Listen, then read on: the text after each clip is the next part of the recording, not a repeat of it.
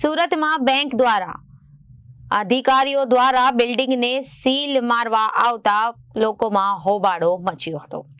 વાડી ફળિયાના ચકાવા શેરી ફ્લેટ હોલ્ડરોનો હોબાળો થયો હતો। બિલ્ડર દ્વારા પ્રોજેક્ટ લોન લઈ પૈસા નહીં ભરવામાં આવતા ફ્લેટ ધારકોને ફ્લેટના પૈસા આપી દીધા હતા, તેથી લોકોએ હોબાળો મચાવ્યો હતો। સુરત બેંક દ્વારા બિલ્ડિંગને સીલ મારવા અધિકારી આવતા હોબાળો મચ્યો। વાડી ફળિયામાં ચકવા શેરી ફ્લેટ હોલ્ડરોનો હોબાળો। બિલ્ડર દ્વારા પ્રોજેક્ટ લોન લઈ પૈસા નહીં અપાયા, ફ્લેટ ધારકોને ફ્લેટના પૈસા આપી દીધા। બિલ્ડરને ફ્લેટ ધારકો જાય તો ક્યાં જાય, કફોડી હાલતમાં મુકાયા હતા। મારું નામ હર્ષિદા મુકેશભાઈ ચપરિયા છે। અમારું રહેવાનું ઉપર ગોલવાડ કંડી શેરી। અમે વાડી ફળિયા ચોથા મારે। શું થયો હતો તમારા સાથે? કયો ફ્લેટ લીધું છે ને શું તમારા સાથે ચીટિંગ થઈ? અમે ફ્લેટ લીધો 2019માં, રોકડે પૈસેથી લીધો, ટેબલ કેશ પૈસા અમારી પાસે લીધા છે ને પછી થોડાક વખત પછી અમને ફ્લેટ આપવાની વાત પણ થઈ, બાંધકામ બધું થયું, પછી કામ અટકાવી દીધું।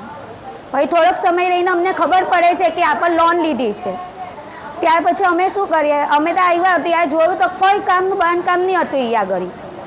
બિલ્ડર છે, બિલ્ડરનું નામ શું છે ને ક્યાં છે? ભરત ભરવાની સિંધી। હવે તમે શું ઈચ્છો છો? અમે તો વેલાયતના પૈસા ફ્લેટ જોઈએ છે અને નહીં કરે તો અમને અમારા પૈસા બી તો જ અમે સીલ મારવા દઈએ, તઈ કશું નહીં કરવા દઈએ। અમે પણ રાત દિવસ મહેનત કરીને પૈસા કમાઈને આ લીધેલું છે, અમારા ઘર પર વેચવા કર્યા છે અમે લોકોએ, તો હવે અમે ક્યાં જઈએ? મારું નામ કૈલાસબેન જયેશ કુમાર રાણા છે। મારો ફ્લેટ નંબર 204 છે। ક્યાં રહેવાનું? મારું શિવ ટાઉનશીપ ભાથેના। કઈ ગલી કહેવાય? આ વાડી ફળિયા ચકાવાલાની શેરી। શું થયું હતું અહીંયા? પોલીસ આવી ગઈ? અહીંયા બિલ્ડરે ભરતભાઈ ભરવાની સિંધીએ લોન લીધી છે, તેના પોલીસ સીલ મારવા આવ્યા। બેંકવાલા સેન્ટ્રલ ઓફ ઇન્ડિયા બેંકવાલા સીલ મારવા આવ્યા છે। કેમ આવ્યા છે? ભરત ભરવાણીએ આ પ્રોપર્ટી પર 1 કરોડની લોન લીધી છે। લોન લીધા બાદ બી પહેલાં એને અમને ફ્લેટ વેચ્યા, પછી 2019માં અમને ફ્લેટ વેચ્યા, પછી એને 2021માં લોન લીધી।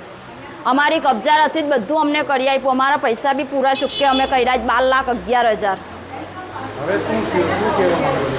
અમે અત્યારે એ કહેવા માંગે કે બિલ્ડરે અમારી સાથે ફ્રોડ કર્યો છે કે તે પહેલાં અમને પૈસા લઈ લીધા, કબજા રસીદ ફ્લેટ વેચી દીધા અને તે પછી એ લોન લીધી, તો અમે અત્યારે કાં જવું?